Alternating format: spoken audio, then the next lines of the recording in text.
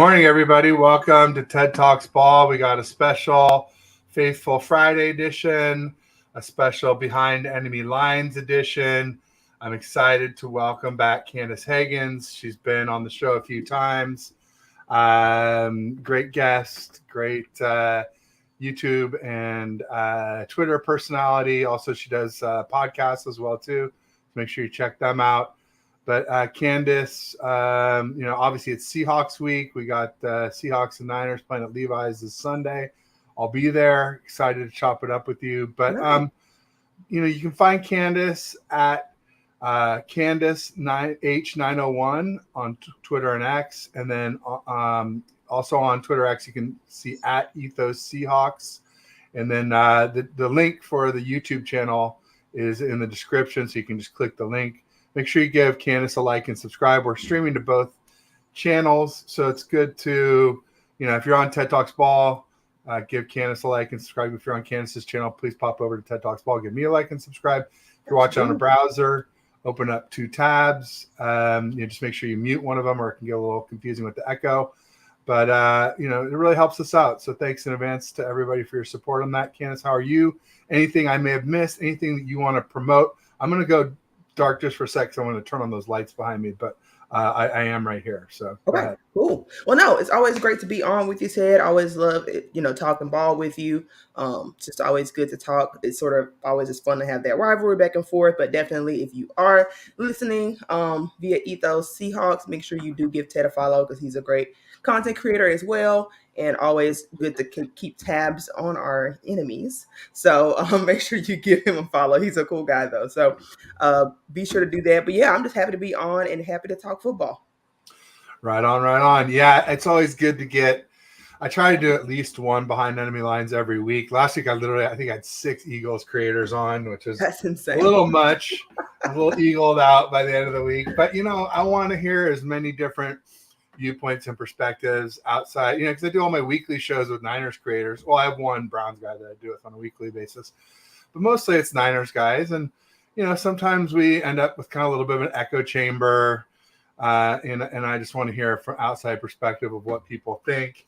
It's always really helpful to get sort of the unhomer version of what or sometimes it turns out to be more homer than I am, but, just a different opinion. So let's real quick say hi to folks in the chat. We got Nancy Cameron in the house saying good morning. Nancy is the first member of TED Talks Ball. So thank you for being here, Nancy, and thank you for being here all along. She's been a really great supporter of the show and, a great person. I worked with her before in the past. So really great to have that support. So thanks, Nancy, for being here. So, I guess first and foremost, we were talking a little bit backstage. And I was saying like, hey, I'm not here to beat up the Seahawks or talk trash. If anything, I think that, the game might be a little different than it was on Thanksgiving in that, personnel wise, the Seahawks have some key additions back. I think Kenneth Walker, the running back, will be back. He was limited. Yeah, he's limited in practice as of yesterday. So we'll see what that ends up looking like on Friday. He's got a shot. Yeah, I figure if he was doubtful last Thursday, then, a lot of times that's enough time to be ready by this Sunday. And then you guys got your bookend tackles back, I think, for the first time this season since the Rams game. Week 1. Yep. The home opener. Yep. Or the season opener, at least, if it wasn't. Lucas played in the Cowboys game, though he did go out at some point in that game, and he is also limited. So we'll see.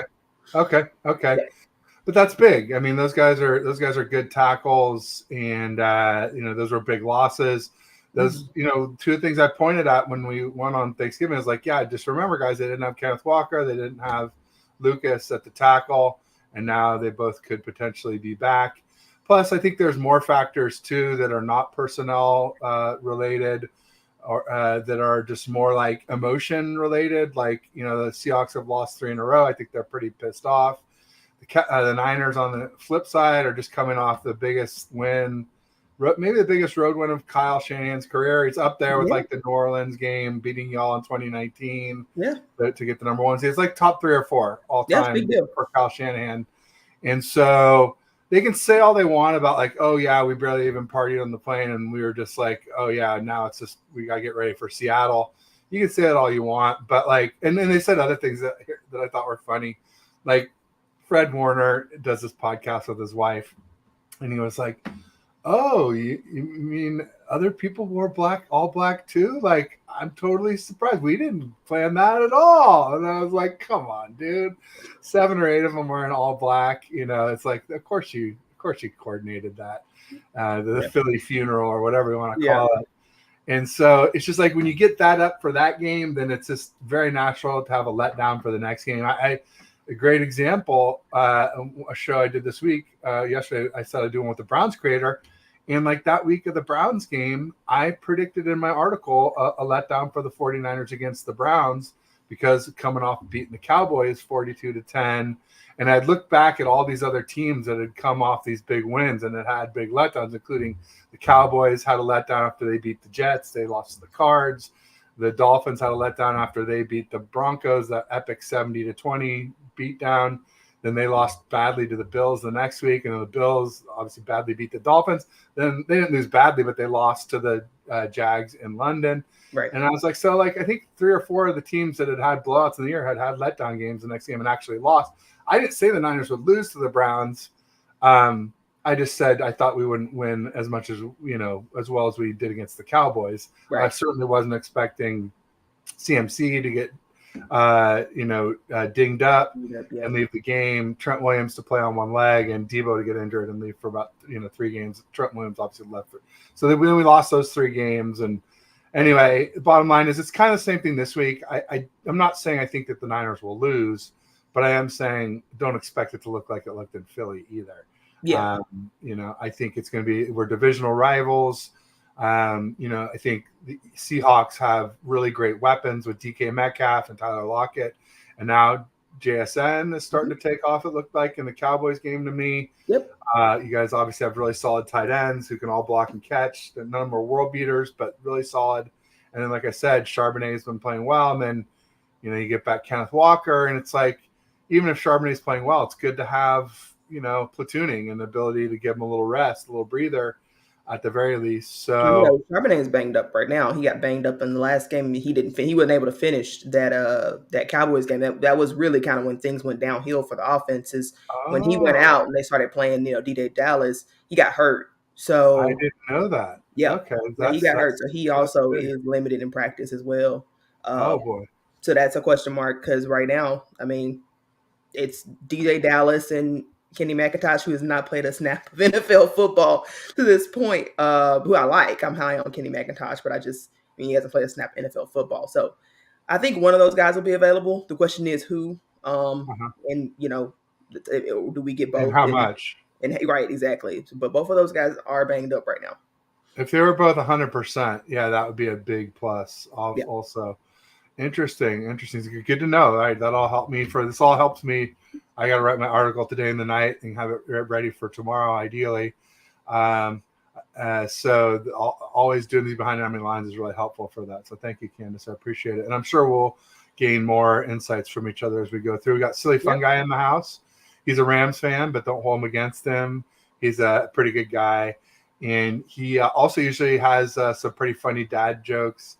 The one yesterday was probably one of my favorites. He said, I recently was kidnapped by mimes. He said they did unspeakable things to me.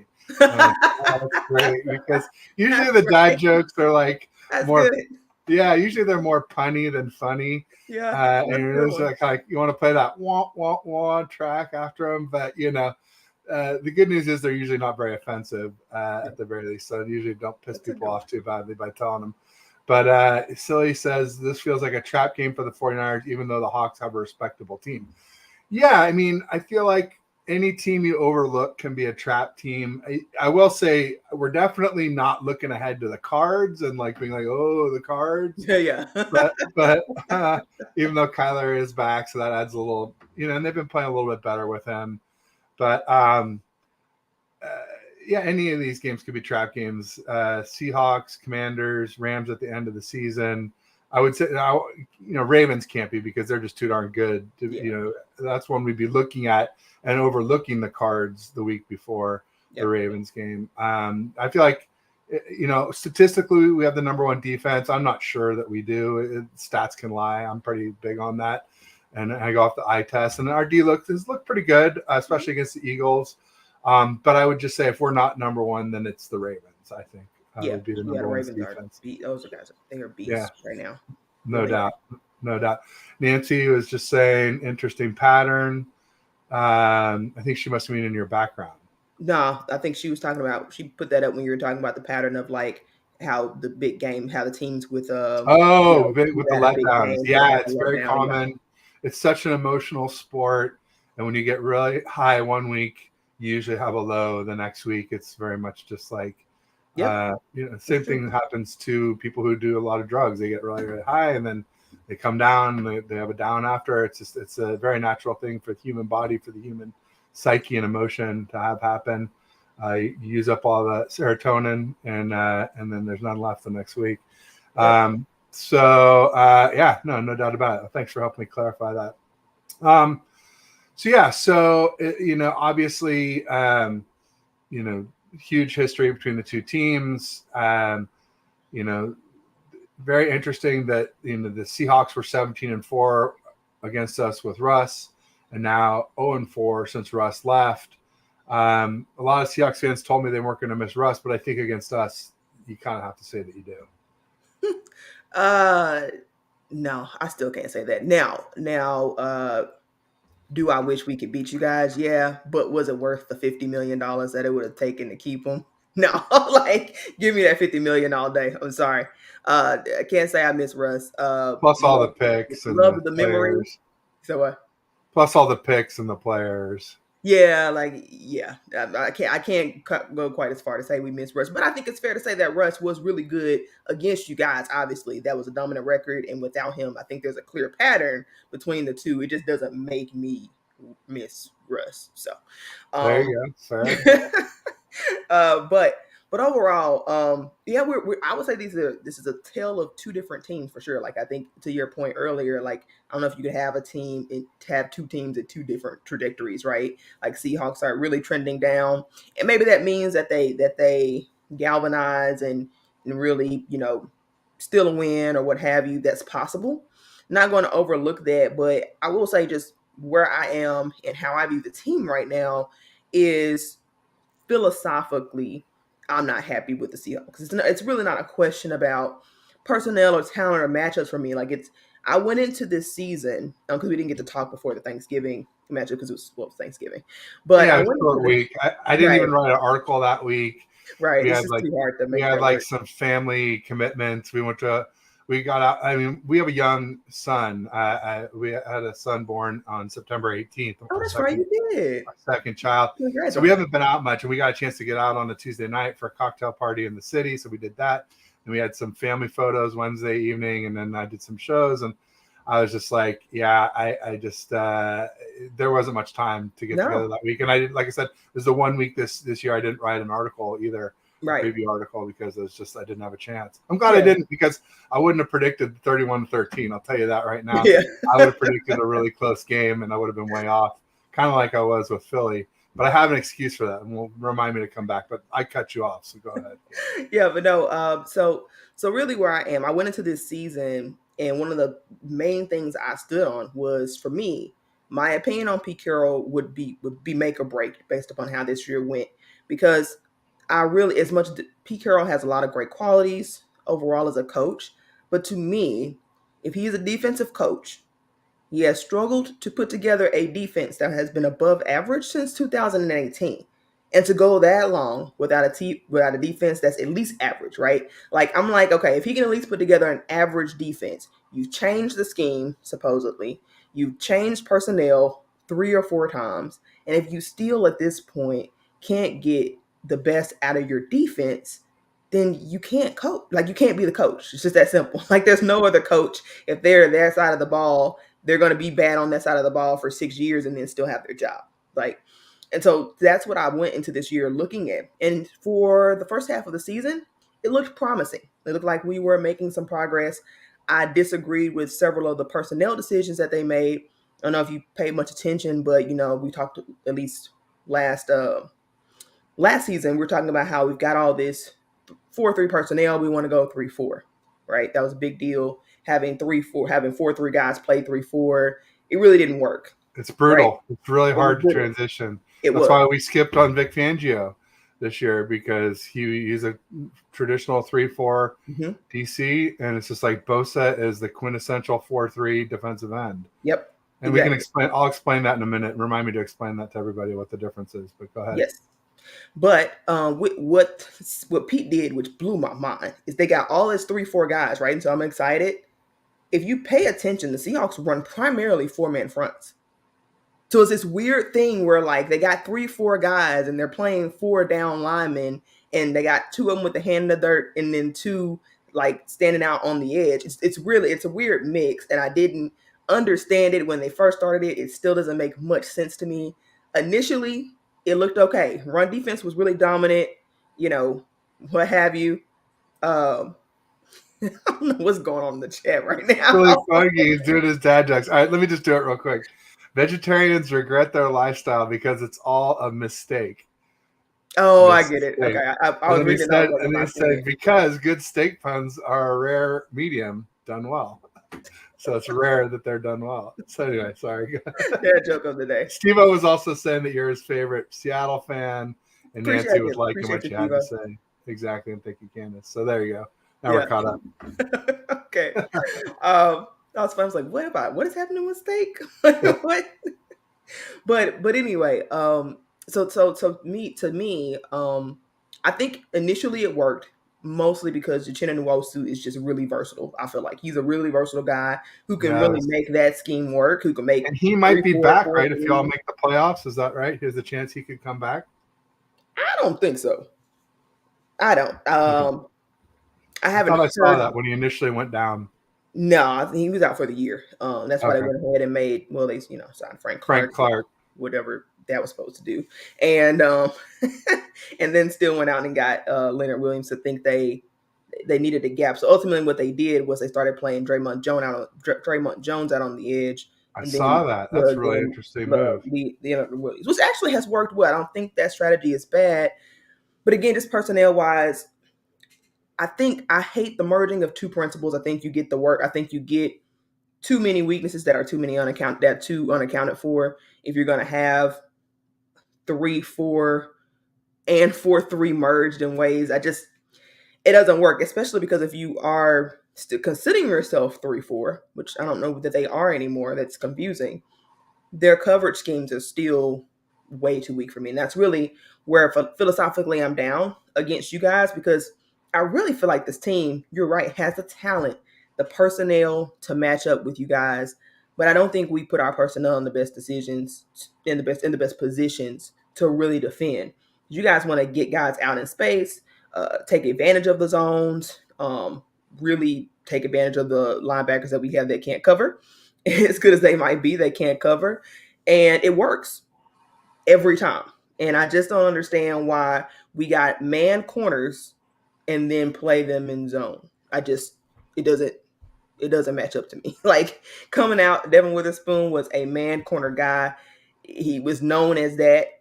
You got him for that reason, I thought. And then they just don't use them like that. And so then we're still in the same situation where we were. It doesn't matter that our personnel is upgraded. If we're going to do the same things we did when we didn't have the personnel, then what's the point? So that's really where I am with the team. I'm kind of out on Pete, and I hate to say it because I think he brings a lot of positive to the table, but the philosophy of things he's trying to do to mix and match, not be married to any one scheme, and try to take different things from different schemes and make them one thing, just makes this defense weak as a whole. More gum for Candace, I guess. No, sorry.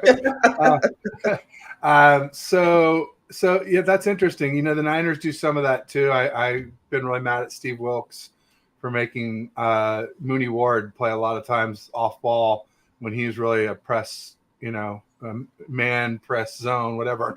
He's got to be able to check the receivers right at the line of scrimmage to impede their progress off the ball for him to be at his best. And so I think some of it is like, you look at what happens like when Jalen Hurts, if you play man against him and they just send all 4 receivers on go go routes, and then he just does a QB draw on 3rd and long, and everybody's got their back turned to him until he's 8-10 yards down the field. So it's a good way to pick up those 3rd and longs. The other thing too is it can be hard to have a spy when you're in man coverage, but I'm not gonna make excuses for you guys. I agree. If Witherspoon is a man corner, then that's how you should play him, and you should maybe, zone up on the other side of the field or something like that, because it can be done like that. So it's interesting. And then while we're talking about defense, I saw that Jordan Brooks got injured in the Cowboys game. Does it look like he's going to play this week? He did not practice this week, or at least to this point, he has not practiced. So unless this upcoming report for today comes out differently, I doubt that he plays. That would be a big loss. It would, but it would be interesting because Devin Bush is the one linebacker that can cover, and I think when he's been in coverage situation, he's really played limited snaps. They were high on Jordan, wanted him to come out and play, wanted him to play with Bobby. Cool, but I think the smarter thing schematically would have been to use Devin Bush in situations where teams are attacking you in coverage. And so, like I said, limited snaps, really small sample size, but he's been the best guy in coverage, no question. And he's been good when they played him. He's not been a liability or anything. They just love Bobby. They love Brooks. So I actually am curious to see if this changes anything with Jordan Brooks being out, or does that make us overall more competent in terms of, over the middle throws? Can we defend those better? I'm hoping so. That, I like Jordan Brooks a lot, but I just wish that we had some more complementary skill sets going on at the linebacker position than what we do. Yeah, Devin Bush, for people who don't know, was very highly drafted by the Pittsburgh Steelers. He's now a Seahawk, so there's a lot of feeling that maybe he wasn't a fit for what they were doing in Pittsburgh, but he somewhere else, change of scenery might be just what he needs. And like Candace was saying, he's good in coverage. So that's interesting. I didn't think about that, didn't realize that. So maybe Jordan Brooks won't be that big of a loss as I thought it might be. He will be in the run game. But in the run game. Okay, and that's tough against but Bobby's still there, so Yeah. And he's still great in the run game. Right. And a little bit of a liability in pass coverage. So maybe that coverage might be just what the doctor ordered for the Seahawks defense. Interesting. And earlier we were talking about 3-4 versus 4-3 defenses. For people who don't know the difference, it sounds like a 3-4 because you're going back from the line to the linebackers. It sounds like a 3-4 has less linemen, but it's kind of misleading because when you have a 3-4, you have 3 down linemen. You have a defensive tackle and 2 defensive ends, but they kind of all are more like defensive tackles in a 3-4 system, where in a 4-3 system what the Niners run, which is like where you got 2 defensive ends and 2 defensive tackles, and the defensive so there are just 4 set linemen. But in a 3-4, the 2 outside linebackers actually play on the edge, and then one of them peels off into coverage on the strong side, usually on the tight end or maybe a back or something like that. So so that's a little bit of the difference. They kind of both end up with 4 defensive linemen or pass rushers, you might say, without blitzing. They just do it in different ways. So that's an interesting thing for sure. Yeah, that's thank you for clarifying. Sorry, didn't mean to go too deep dive there, but yeah, and that's a good point. And that's really for the Seahawks. They were last year in the middle of making a philosophical scheme change, because up to this point, like the 49ers, Seahawks have been exclusively 4-3, and then they went about deciding to make a scheme change, and then apparently abrupted that 1 year in, like 1 year after the experiment, deciding that they're gonna pivot back to a weird version. It's really what the Seahawks run is neither. It's really neither. Not a hybrid. In the traditional sense of the word, it's really not an either. So I think, and Pete Carroll's talked about it before in press conferences, not really wanting to, when the Seahawks adapted this new scheme last year, everybody was saying they took on the Vic Fangio scheme. Well, Pete Carroll has said he doesn't really want to take on the Vic Fangio scheme. He wants to pull elements from it and apply it with the philosophy that he knows and is familiar with. And so you get a mismatch of schemes, which I think leaves more vulnerabilities than what I think they account for every year. That's interesting. Yeah, and obviously, if you got Draymond Jones out on the edge, that's not any scheme I've ever heard of. He's definitely more of a D tackle. I mean, there are some D tackles who can play on the edge, but you don't want them there all the time, I don't think. Well, And let me add this in on Draymond. His most yeah, successful year with the Broncos was actually the year where he played the most snaps on the edge. So interesting. that's the year that he got the contract. The season before he got the contract renewal with them, and he played out on the edge, and so he was known as a versatile guy who could do both. Who was theoretically a defensive tackle, but if you go back and look at the stats, his best years were as a DN. So sort of makes sense what they're doing with that. It's better than Frank Clark out on the edge at this point. But I also agree in the theory that it's not the best use of your personnel either. Yeah, That's I too think bad, with Frank Clark, because I said, like, with Uchenna Nwosu going down, having Clark be available like that was like such good luck for the Seahawks. And obviously he's not Nwosu, or at least not anymore. But I mean, just have him available. But I guess maybe there's a reason why he was available, and you're saying he's been pretty worthless, it sounds like. Yeah, there were other people competing for his services. He did say that, so we weren't the only bidder. But he should retire. He's out. He's out of the juice.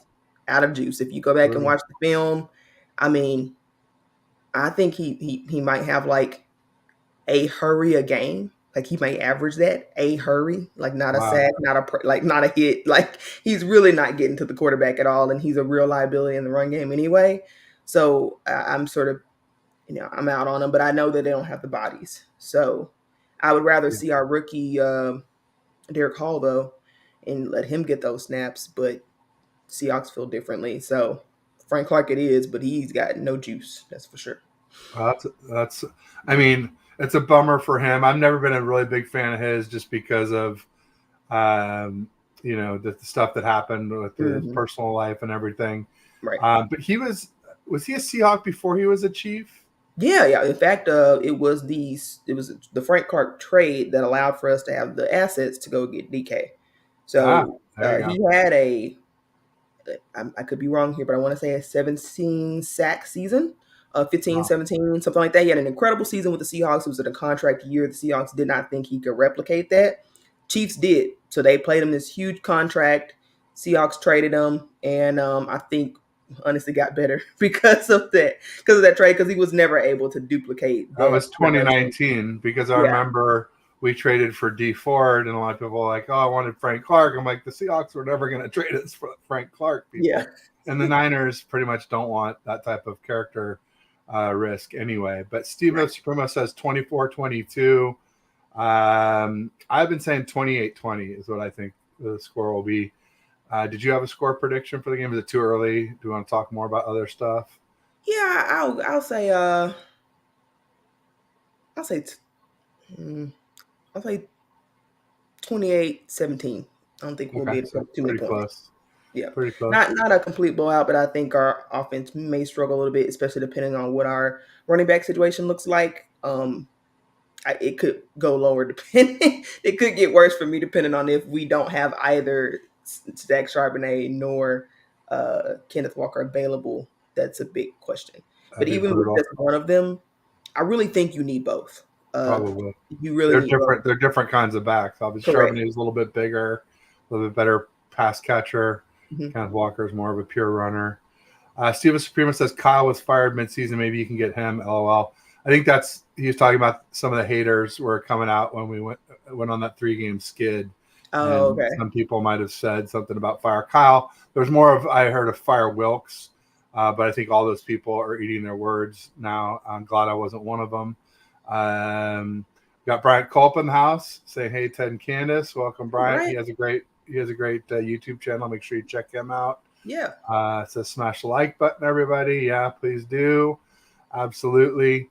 And yeah, I mean, as far as like the whole being out on Pete Carroll, I can understand that totally, especially when, you're talking about the defense struggling for 5, 6 years, whatever it's been.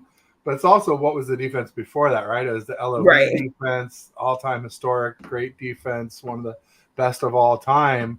So that's a huge discrepancy. If you're like the Chiefs, you never had a great defense. You're not missing it as much as the Seahawks, where I guess that's sort of what was the cornerstone of those great years with Russ, the Super Bowl win, the Super Bowl appearance, all that good stuff. So Yeah, I think what we're learning is that had a lot to do with the personnel. I mean, they had Hall of Fame play. I mean, a slew of just Hall of Fame capable dudes. A couple guys may not make it in just because they don't have the years, like Cam Chancellor and all of those guys. But really, you had so much Hall of Fame talent to make that scheme work, which was even known as then a simple scheme.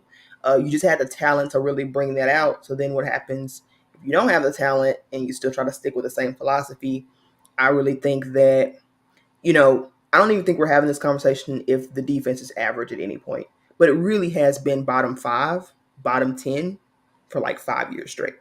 And so, because of how bad it's been, maybe compared to the Legion of Boom, sure, amongst the fan base, that's a thing. But I just think in general, with the Chiefs, it's fine because even though they had a bad defense until this year, Andy Reid is an offensive guy. So your offense is how you judge him, right? For any head coach, you judge them based off of their side of the ball more harshly. Like if Kyle Shanahan, when people feel like the offense isn't doing well, they say fire Kyle because that's his thing. I don't think people say fire.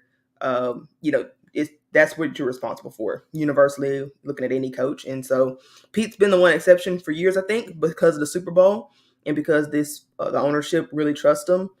But yeah, I think I'm at that point. And yeah, to Bryant's point about Jake Bobo was awesome. Hey, and he practiced. He was a full participant in practice, by the way, Bryant. So maybe you see Jake. it's just tough because he's got such great receivers in front of him with DK Metcalf, Tyler Lockett, and JSN. But I guess he started out. Did he start out a little faster than JSN? Is that what Oh, for happened? sure. Yep, Yeah. definitely. Yeah, he was the guy who kind of filled in the role that people thought JSN would fill in. And so he just seems to be efficient enough to make it work. Jake Bobo is a guy who I think is so superior at not just running routes, but is also really superior in blocking. And I was completely wrong on him because I thought that he wouldn't even make the team. His release is so slow in training camp. I was like, there's no way this guy makes it. But I mean, his route running is just so crafty. He finds ways to get open, and I think most importantly, the Seahawks with Jake Bobo, they've unlocked the screen game, which has been an issue for Seahawks. If you ever paid attention to Seahawks and the timeline, complaining about screens has been a thing for years, going back even to the Holmgren days. So, but Jake Bobo is a great blocker, and so I think he saved the Seahawks screen game. So, despite him having so many wide receivers ahead of him, I think there's still a reasonable expectation that you can see him on the field still sometimes. Interesting. Yeah, I saw on your channel you were talking about the screen game being back after being on for so long. So It's interesting. been historically So bad. Jake Bobo was part of the key to that. That's interesting. Yeah. And then Yeah, he is. everybody's just saying hi.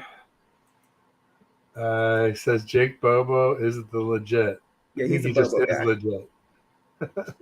He's been a Bobo guy since the beginning. I give him that. He called it early, and Bobo does look good for an undrafted rookie.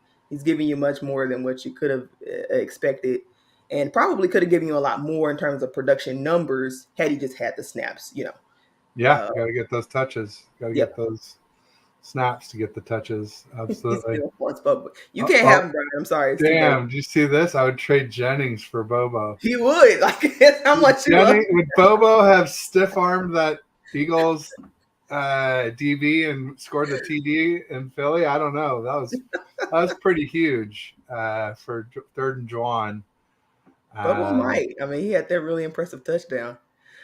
Yeah, Bobo's a guy. Oh, He for sure is. I kind of forgot he's been injured, but I think he has been, and that's sort of why he hasn't been as much of a splash. And it's good because it gives JSN some time to shine. But I really feel, I mean, overall, the Seahawks do just have a ton of talent.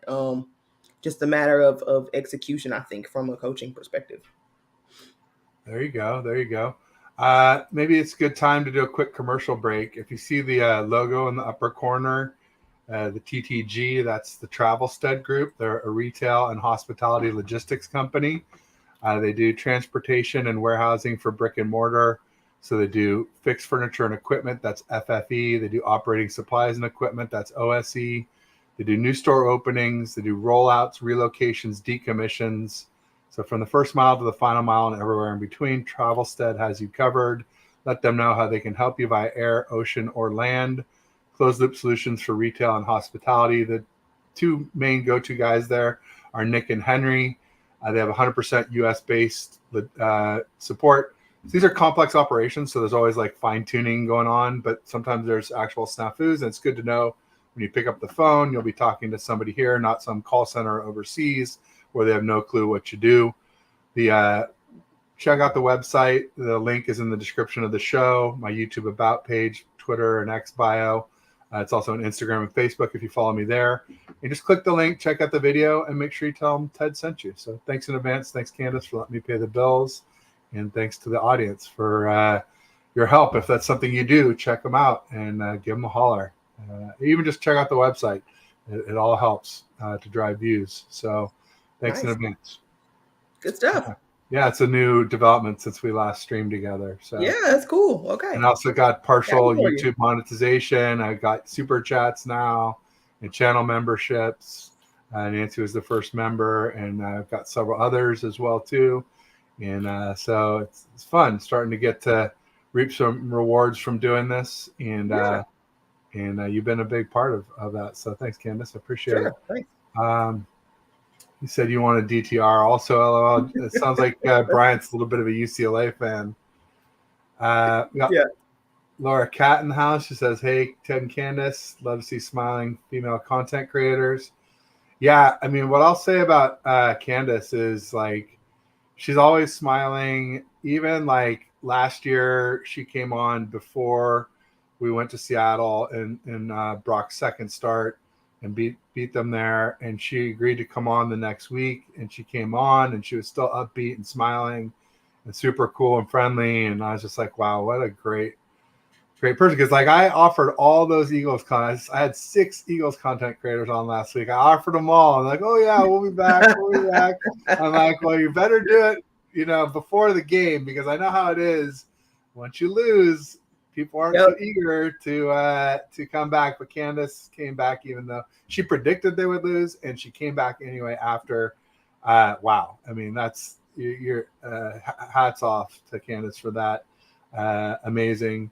And so knowledgeable too. I mean, it's not just that you're like smiling and just like saying nonsense. Like, you got great points too, right? I mean, so that's the key. You got the total package, Candace. So thanks. Well, thank you. I appreciate it. Appreciate you, Laura. Appreciate you. Yeah, definitely, it's rare to see. So happy to represent.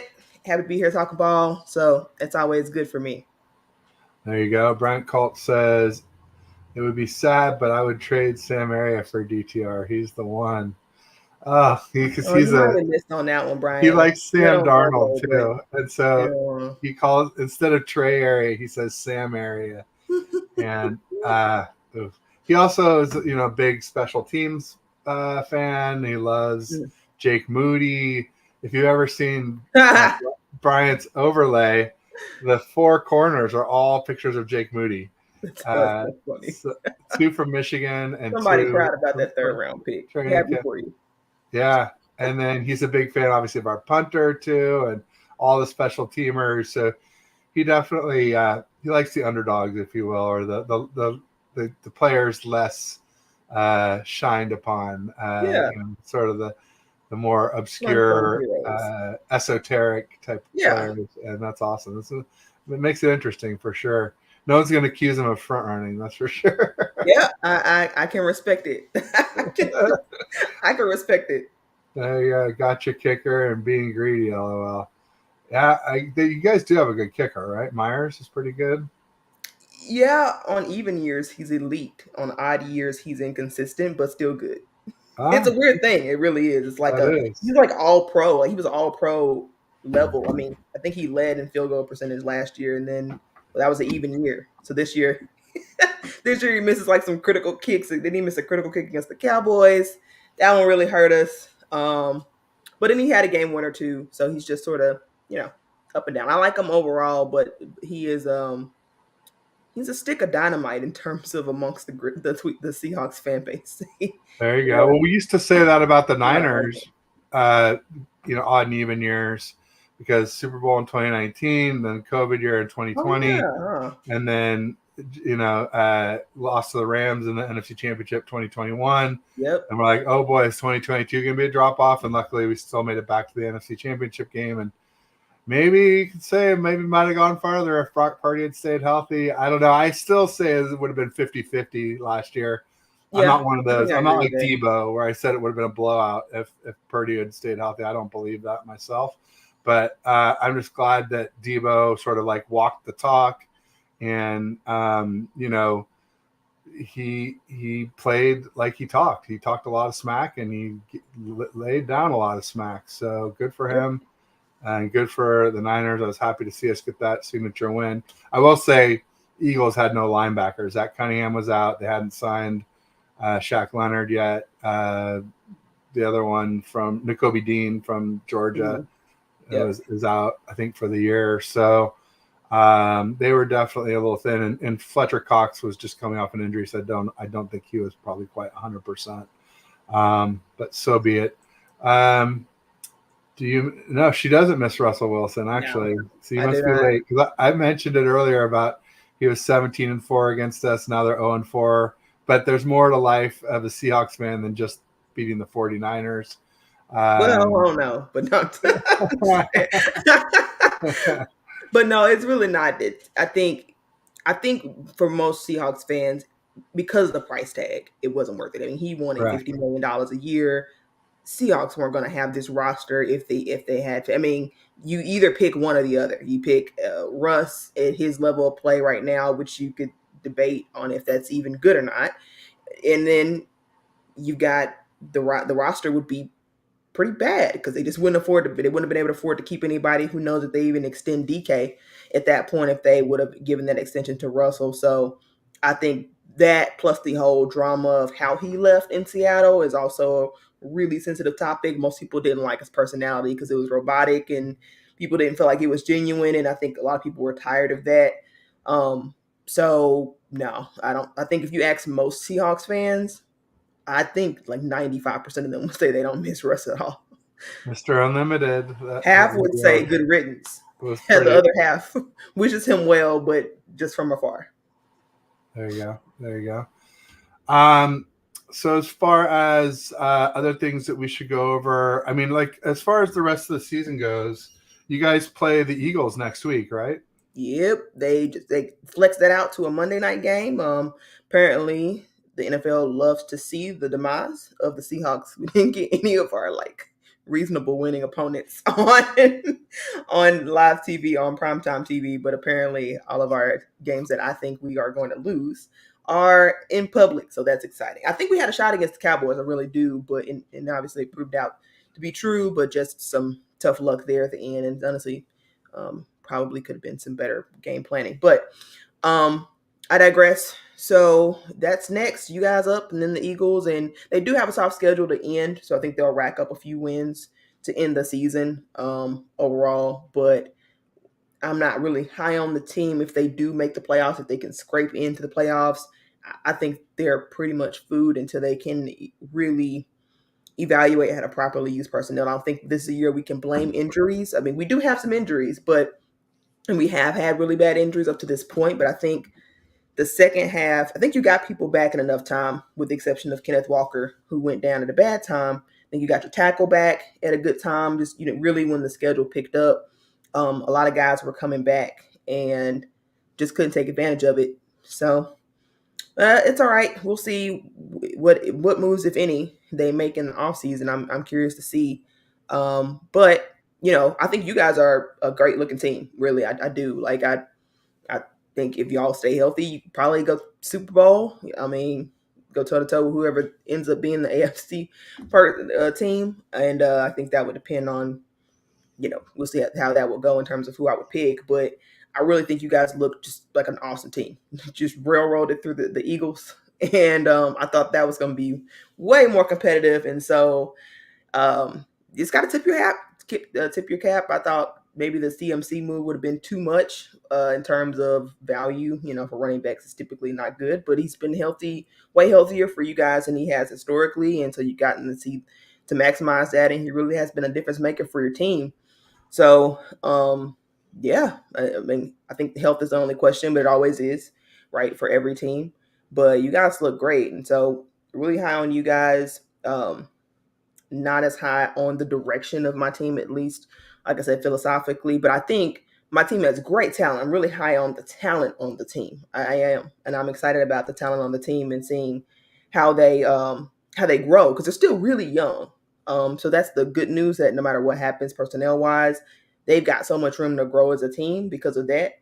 But you got to be led in a good direction. So you're happy with Schneider, unhappy with Carroll. Yep. Happy with Snyder, unhappy with Carroll. That's a great way to summarize it. Yep. Okay. Yeah. Because I was going to ask that, because clearly they don't have the same personnel as the LOB defense, but because they were just had, like everybody thinks about that secondary and like people are calling your secondary now LOB 2.0, the secondary, but like obviously it was prime Bobby Wagner back then, KJ Wright. And then like the D line was like not a lot of superstars on the D line, but there was a lot of like almost stars or stars. There was ton of depth. Yep. And you just have wave after wave after wave of really, really good, solid D linemen. I felt like the D line was always super underrated for the LLB. So I think those are areas where you guys are missing on D line and just the age of Bobby Wagner. He's not the player that he once was. And he just doesn't have the people around him either. So I actually like the D-line pieces. I'm a real fan of the Leonard Williams move. I think he's been really good in his time with us. I was worried about that move. Yeah. Sure. Draymond Jones. If you get Chenna back, Chenna was good. There are some what a huge pickup. You guys gone for like a fifth or something from the Chargers? I mean, what a deal that was. No, he was a free agent, so we just signed him on like a modest 2-year deal. I think it was, it really was modest, but they re-signed him. I think they've extended him out, so he'll still be a Seahawks moving forward. They extended him this offseason, I think, because this would have been a contract year. And he started off looking great. So, I mean, even though he did get hurt, I think it was still a good move on their part. And so I actually like where the defense. I'm not big on Darrell Taylor personally, and obviously Frank Clark I'm out on him, but I like some of the young talent that they've drafted. There's been a switch in recent years if you're not like a close watcher, but Pete was pretty much a lot of people. There's a lot of speculation, and I think some slight confirmations in-house, and that Pete had a lot to do with who they drafted. So they went a lot of years with a lot of bust in terms of drafting, and I think that had a lot to do with Pete Carroll's fingerprints. Shortly after the Russ, or maybe the year before the Russ drama really started, there was a shift in power, I think, in strategy completely. And John Snyder has talked about the shift in strategy to go best player available instead of just looking for need. And I think with that shift came Pete Carroll losing some personnel. And sort of based on the way he talks now, he gets input on personnel, but I don't think he gets final say the way that he used to. And I think that's a good thing. So you've been able to see these drafts become more successful and then being able to take advantage of that because of the change in strategy. And I don't think personnel was Pete's. I think it was a reason why he started off being in charge of personnel, given his connections to college, coming out of college, having real insight on these guys. But as years went on, you just lose that edge. So it made sense to have the GM actually be the GM. And I think John's done a good job since that switch has happened. Good to know. I appreciate this. Is why I love having people on from other teams. They just have that deeper knowledge than you hear about on shows or other, people just trying to analyze the Seahawks from an outsider's perspective. It's good to have the inside juice. So also for the AFC, so you like the Ravens. Mm-hmm. What do you think of the Dolphins? I mean, I feel like since they got Jalen Ramsey playing and kind of up to speed, and then Xavier Howard back, their defense is playing a little better. That was my big knock on them most of the season was, they don't have a championship defense. But maybe they're getting closer to that, or maybe it's just enough with a explosive offense, the Mike McDaniel offense with Tua, Waddle, and Tyreek Hill, and Mostert, of course. And then I saw, I guess, A-Chain's back now too. Or A-Chain, or however you pronounce his name. But give me your thoughts on the Dolphins. I'm high on their trajectory. The fact that they really haven't beaten good teams, I think, is hard to ignore. And I don't know if it's a combination of any one thing. I think they have a fairly well-rounded team there, but it's just, I don't know if it's just experience, right? You've got to take some lumps and understand what it takes to win against big teams. Sometimes it's just an experience thing. McDaniels is sort of new, or if it's maybe some slight personnel tweaks on defense. Obviously, offense is super explosive. That's not the question there. But I like what they have. I just don't know if they're ready to take the next step. Yeah, it'll be interesting to see. I kind of see them and the Ravens as the class of the AFC right now. I'm a little down on the Chiefs. Yeah. I've said all along, Kelsey is your only elite weapon. It makes it really hard on Mahomes. Yep. Same thing with Josh Allen and the Bills. All they have is Stephon Diggs as an elite weapon there. Yep. And they lost so many people on that defense for the Bills. Tre'Davious White, Matt Milano, Daquan Jones. I think they lost another corner too, maybe Kyrie Elam too. So a lot of. I've never been as big on Josh Allen as others either. I mean, I respected him when he was producing well, but I've always sort of had questions. Not listening. I'm a big Josh Allen fan. No, because a lot of people get on him for those interceptions, and I'm just like, okay, yeah, he's thrown a lot of interceptions, but if it's like a 60-yard arm punt where it's like a 50-50 ball where it could be a huge play on 3rd and long, and it ends up being an interception that's just like a punt on 4th down, like how much are we going to really dock him for something like that? And then the other thing is, like the interceptable balls versus interceptions, right? Because it can be a discrepancy. Like I noticed it this year. It came out earlier in the season. It was before Brock threw an interception, but he had 4 interceptable balls and no interceptions. I'm like, oh, lucky. The quarterback now for the Vikings, who is with the Cards, Josh Dobbs, who was the Browns at the beginning of the offseason, then the Cards, then the Vikings now. Yep. He had 8 interceptable balls and only one, and also no picks, just like Purdy. And like Mac Jones, 14 interceptable balls, only 4 picks. Yeah, now he's zapped. He got zapped. And then you look at some poor schmuck like, I hate to say Stafford because he's in our division, and I dislike the Rams. I don't know. I'm not gonna say hate because they're not up there with like Seahawks are my number 1, and then like Cowboys number 2, and Eagles have been climbing up quickly. I think they passed the Chiefs, but the Rams are way, way further down just because we kind of own them. Other than that one NFC Championship game, we pretty much owned them in the regular season. Yep. But bottom line is Matt Stafford had 3 interceptable balls, so 1 less interceptable ball than Purdy, but he had 5 interceptions. So it's like, that's the other thing is like how many were like off receivers' hands that should have been caught and ended up being interceptions. So it's always for any quarterback, but that's my sort of excuses, if you'll call it, or reasons if you're a Josh Allen fan. Also, just like I look at what he's asked to do and like how he often leads the team in rushing yards and stuff like that. And it's just like, I don't know. I just think if we had Josh Allen, I think we would just boat race the league. And then we're kind of starting to do that with Purdy. We're showing signs that we did obviously against the Eagles. But again, a healthier Eagles team playing an NFC Championship could look a lot different. I'm just going to I'd agree with you there. Part of it is interceptions with Josh Allen for me, but also I don't think he processes the game well enough. Just overall, like part of it is just general progression, decision making things that I just don't feel like is runs too much when he stable enough. Should have let things open up, and he just takes off running. That type it's the way he processes the game for me that I feel like will always hold him back from really being able to be consistently elite. I think he will always have elite moments because he really is talented, but the way he goes through his progressions to me, and he doesn't even take advantage of Diggs the way that he should, at this point either. So I know that coach is under fire for it, but I think what Brian Dable was able to do was help Josh Allen process the game better. I think he's regressed in that regard, and so then you see unstable results like he was before. He was inconsistent, and I think that's sort of that's where he lives home wise, unless somebody really can stay under him that can help him process the game better. So that's my take on him. But No doubt. I'm not a hater. I just not as high as others. That's fine. I like I said, I want dissenting opinions, and didn't have you here to like say yes, Ted, you're great, or everything you say is wonderful. Like I like dissenting opinions. And obviously, like I had the Bengals much higher than a lot of people did this whole season, but now without now without Burrow, but then Browning just comes out and has a whale of a game against the Jags. Now again, Trevor Lawrence did get injured.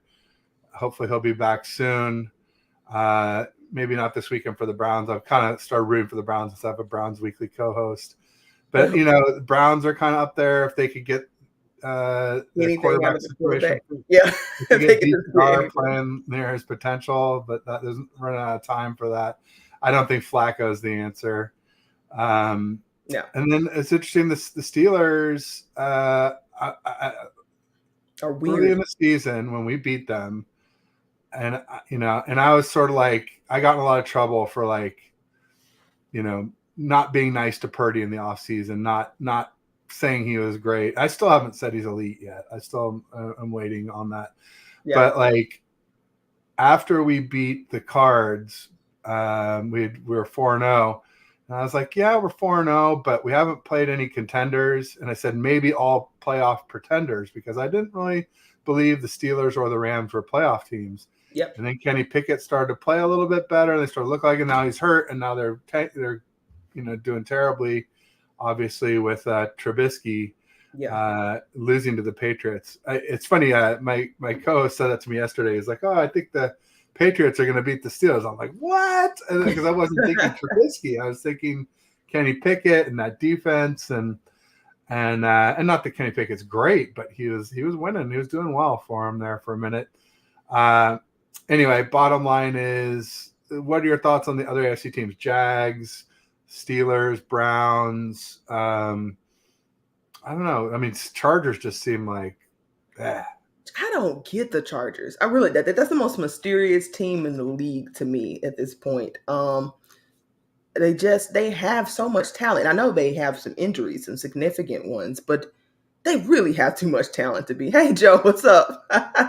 Joe Stevens, my bud. We tried to get together this week, but Joe's like an evening guy, and I'm a business hours guy, and so there the two shall meet. We will eventually, but maybe I'll see if I can get something for tomorrow, Joe, if you're around. I'll ask the wife at least, but it's tough because we have that young son, and Yep. If I'm not doing this, then I'm on daddy duty most of the time. Yeah, that makes sense. That makes sense. Ken Dorsey was the fall guy. I don't know about that. I think Ken Dorsey. I think there was some culpable blame, but I also think so. Part of it I do think is Dorsey because you saw Brian Daboll get the most out of Allen. So for that reason, you can justify firing him. The question is, is it that easy to find somebody who can get the most out of Allen? I think that is the bigger question than just Ken Dorsey. So I kind of see both sides on that one. Yeah. Speaking of Bills and coaching staff, did you see the what Adam Schefter posted about Sean McDermott? About Sean McDermott? No. I missed that one. So Ty Dunn, who I believe is a Bills reporter, let me just double check. Buffalo.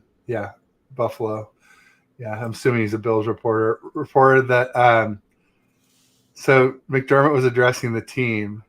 He told them they need to come together, but then he said he used a strange model, the terrorist of September 11, 2001. He cited the hijackers as a group of people who were able to get on the same page to orchestrate attacks to perfection. One by one, McDermott started asking specific players around the room questions. What tactics do you think they used to come together? A young player. he said, "What do you think their biggest obstacle was?" And he said, "A veteran said TSA." Everybody cracked up, but I was like, "Wow, that That's is the pretty direction. wild for a coaching reference." I don't think I've ever heard of anything like that. No, that's like what is it? The John Gannon. You got fire in your gut. Like that's just as strange to me. Oh yeah, yeah. Oh, when he gave that address and like all the Yeah, the cards were cards. just, you could hear a pin drop in that Yeah. room. They could run through some butcher paper for that man, like instead Who of a put the wall, bus right? here? Yeah. Did you have fire in your gut? Like that was. Anyway, So I think Brian those says he things are likes Allen. weird. Good. I like Allen too. I mean, fantasies. He Hasselbeck's hasn't been better that than great. Purdy. What are you talking Yeah. about, my man? Hasselbeck. Yeah. Damn, that's harsh. I'm That's not sure harsh. I can. I don't even think I can. As a Seahawks fan, I don't think I can hop on that board with you. I Yeah. mean, Hasselbeck was cool, but also, yeah, I don't know. I guess if you deep dive, I I do mean, think Purdy is it's hard. It's hard a to evaluate Purdy because yeah we have the Avengers. We have his situation CMC, is we have so Debo, we have Kittle, we have Ayuk, right. and Grant Cohn did an interesting article about like who's the Niners' best weapon, and ultimately, like, All of them. 4 games this season it was Debo. 4 games this season it was CMC. 4 games this season it was Kittle, or maybe it's Kittle, Ayuk, Debo, and then CMC is just the consistent one all the way Right. across. And it's just like, so it's people said all along, like, pick your poison offense, right? And I always just say, like, if you're dealing with a poisonous snake, what do? You cut the head off. So get some pressure. So I've been saying all along, our weakness on our team is our O line, Yeah. specifically the right side. Spencer Burford, second-year player at right guard. He can be had, even when he's not, getting blown, over as a blocker. He's committing penalties a lot of the time. And then McKivitz is a decent pass blocker, but not very good in the run game. So that's definitely the weakness of our team. I was saying Isaiah Oliver at nickel, but then we moved Lenore from the boundary to the nickel, and then we brought in Ambry Thomas to play a boundary, and Lenore's been doing incredible, and Ambry's doing pretty well. And so I don't know that there's really any holes in Jair Brown, the rookie filling in for Hufanga, has been doing well. Right. He's had some mistakes, but like, I don't think anything worse than what Hufanga was doing. I mean, I think Hufanga's a better leader. Right. But they were kind of clones to begin with. The Hufanga and Jair Brown, they were both like 4.6, so technically slow as track speed goes, but they played with anticipation, so they played much faster than the track speed. Both ball hawks to get interceptions, but not really good in coverage. Both big hitters, but not really good tacklers, and both great blitzers. And it's just like all those things. You could just, if you had a chart of all these things, like they look exactly the same, except for maybe Jair Brown's a little bigger than Hufanga. He's a little undersized. But anyway, it's kind of interesting. It's interesting as we come into, like, do we extend Hufanga, Ayuk, Chase Young now? There's a question about, like, does he want to stay? Will he take less to stick with his Buckeye bookend Bosa? I don't know. We'll see. Has that been as dominant as you hoped? I haven't paid. Chase Young's been really big. I mean, I've been saying all along, like, I thought the biggest thing was getting Isaiah Oliver off the field, our nickel corner, because any fast slot receiver, once he got a step, was gone. Mm-hmm. Also, moving the corners up. Remember us? We were playing a lot of almost quasi prevent defense, way off the ball. And Mooney Ward is best when he's right there on the line of scrimmage to, impede the receiver's release. So we've been doing more of that. I think those two things are at least as important as Chase Young. Chase Young's really important. Also, Wilkes came down from the booth to the field. I didn't think that was necessary or would do much good, but I think it's done at least some good, at least for sure. Right when he did it, there were reports the players were really, appreciative of it. And he was, fired up. I was worried that he was too stoic and was it going to be more like a thief of joy there on the sideline. But it seems like he changed up his persona to get down there, coming down there. So that's been working well too. So it's sort of all 4 of those things. Yeah. Okay. Have been working well for the Niners. Yeah, that's interesting. Yeah, because I think that would have been the weaknesses I came into the season. Like, okay, secondary, a couple questions there, and then the O-line, but it seems like that stuff has been shored up. And I think you just negated your O-line liabilities by just getting the ball out fast, which makes sense. So, oh no, Joe. Oh, oh, Joe. No way. No way. Prez is No, gonna man. get I gotta you. come on the channel and fight. Absolutely not. That's despicable. All right, Despicable. Culp says, I It's love the culp blasphemy. reference. Culpable means fault, to blame, culprit. It's my fault. It is your fault, Brian. I blame you for everything, even the winning. So you get blamed for that too. Totally fine. Family over everything. There you go. Yeah, it's family first. Happy wife, happy life, as they say. Yep. So, oh, funny story. Yesterday I was out with my son. We went to the park. We were running our cars, and then like we always go wherever we run the cars, we go to places that have play structures too. So, after he runs the cars for a little bit, he can go play with little kids on the play structures. So then I'm like out just outside of the play structure fence and running the cars around, and this little boy with his grandmother they're walking, and he's like looking like he wants to. And I was like, oh yeah, you want to try? You can do the steering, and I'll do the gas for you, and like just leaning down to like let the kid try the RC car. All of a sudden my son's just like, daddy. I'm like, what happened? And he's like, a squirrel bit me, and like his finger's all bloody. Oh, no. And I was just like, oh man, it was like crazy because he was like holding like a Tupperware full of like little cheese crackers. Oh. And so the squirrel kind of came up, and he went for the squirrel, and the squirrel bit him, and like so everybody's like, oh, rabies. I'm like, it's not a rabid squirrel. I saw the squirrel after. He wasn't like foaming at the mouth or anything like that. He looked just, he was just chilling. And anyway, I was like, well, son, it's not really the squirrel's fault if he's doing what his instincts tell him to do. Like when you reached out to pet him, he probably thought you were trying to kill him. And my son said, Daddy, I was trying to kill him. I didn't want him to take my crackers. Oh, that's cute. So anyway, we're keeping an eye on it, obviously, to see if it gets infected or if anything happens. But it was a fair amount of blood. But by the time we got home and washed it up, it was just like a little nick. It was pretty minor. And so I was just trying them. I was like, you can't be mad at it. It's not the squirrel's fault. We can't be mad at the squirrel. We can't say we're not going to go back to that park. It's not, there's nothing. You learned a good lesson, as I said, son. I never get close to a wild animal, right? And also, we've been trying to bang this one home for a while. Like, don't eat while you're playing, and don't play while you're eating. Yeah. Like, eat your food and then play separately. Don't bring your toys to the dinner table. And like, here's another good example of like eating while you're playing, and it literally bit you not in the face, but on the finger. Yeah. So, it's kind of funny. Funny. He says, I want to see Jamal on the bench Sunday. Absolutely not. Wow. Absolutely not. He's just trying to rile you up now. No, I don't know why. Now, I think he's serious. He's super serious. 2 tackles on 1 play. Wow. Well, that's good recovery then, I'd say. I mean, yeah, he gave up ultimately the touchdown in the end, but like, I also think Kobe Bryant 100% gives that up. Like, there's just no way. Like, it's just a good thing you guys didn't trade like 2 firsts and a third for him and pay him a gang of money, right? I mean, that's yeah, yeah. But Kobe Bryant was quite literally like the 6th worst cornerback in the league when he was playing. And Jamal Adams, though he might have his flaws, still battles out to be good at the very least. Is he worth the money? No, he's not worth the money, but he is actually good, and Kobe Bryant is quite literally one of the worst cornerbacks in football. And I think he would be far better at safety. They put him in safety in training camp for a reason, because I think it better fits his skill set. But even then, he still had issues in coverage, even more so than Jamal Adams, because he's just so undersized that he doesn't have the arm length to break up some of those tackles.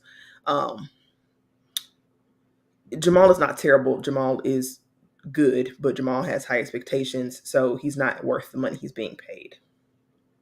Now, he's serious. He was low on Jamal anyway, and so like, I get it. He's overpriced. He 100% is overpriced. I'm not going to tell you he's worth the money he's being paid, but I also think you could do a lot worse. And I've seen this team with bad safeties, and it's bad. Like, it's hard to watch. We are disappointing defensively right now, but like, it's not even quality NFL football. We don't have good safeties. So Seahawks maybe uh, overinvest a little bit in their secondary. Niners maybe overinvest a little bit in their D line. yep. I would love to see us invest more in our secondary. Ever since 2020, when Bosa went down, and we had what you call it? Obviously, we had Jimmy Ward, Jaquoski Tart, but we also had Jason Verrett in one Oh of yeah. his only healthy Yeah. seasons ever. Yep. And he wasn't 100% healthy. He played 13 games. Right. But like He's pretty somehow we good. managed to have a top 5 defense without Bosa and with Sherm out for most of the season. Yep. And it just showed me like secondary is so important. And it's just like we just constantly no somehow now ours is doing well with some late round picks and whatever. But like just watch when it's time to pay them, they're gonna end up on the streets because we won't invest in our secondary like we do in our Yep. D line. Yeah, And that's it's how like we feel we need to balance out better. And I think this year it is more balanced in terms of salary though. I think it's more balanced in talent. I don't think it's more balanced in like where our resources are going for sure. No way to argue that. Now Jamal is struggling with tackling. One, he literally came off of an injury that like most people don't come back from. Two, he's actually been better in coverage because of it. So like I feel like people should pick a side because everybody's complaining about how bad he is in coverage. He's actually been really good in coverage with the exception of giving up that touchdown. And now he struggles to tackle. But I think he'll be fine with the full offseason, to be honest. Who's Oliver? Isaiah Oliver, the terrible nickel I Uh, was telling you about.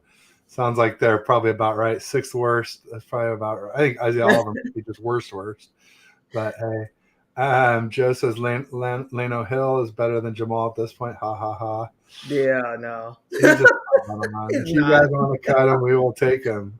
Absolutely, we're real thin at safety because we lost Hufanga with the ACL, and then George Odom, who's our backup safety, and special team star, probably our best special teamer, tore his bicep, I believe, or his pec. I think it was Thanksgiving. I think it was at Seattle. So he's gone at least till late, maybe Super Bowl if we make it that far. But we're dangerously thin at safety. That's why we signed Logan Ryan this week. I think he's pretty over the hill, other than his depth. That does make sense. But we wouldn't. I wouldn't cut him. I'd trade him, but I wouldn't cut him. I don't. I'm not that low on him to just cut him. Kobe Bryant, future 49ers safety. You heard They're it not cutting him. Ain't no way. If they didn't cut LJ Collier, Bryant, I can assure you that they're not cutting Kobe Bryant. LJ Collier, what a great first round pick. Yeah, Cardinal now. Cardinal. Oh, interesting. They grabbed a lot of our scraps off of the cut pile this year. Two or three of our guys that we liked. I think we got one of them back. We got Il Manning back, so we were happy about that. Who's an offensive lineman he's undersized, he's 6'2", but he does well. So we'll see. Anything else that we should go over? I think we've kind of covered everything. Any burning desires? Everybody make sure you follow Candace at Candace H901 on Twitter, at Ethos Seahawks on Twitter, and then our YouTube channel is down below in the description. Click the link. Yep. Give her a like, give her a subscribe, and we'll have to do this again soon. I mean, if you want to come back next week, I'll definitely commit, even if we lose.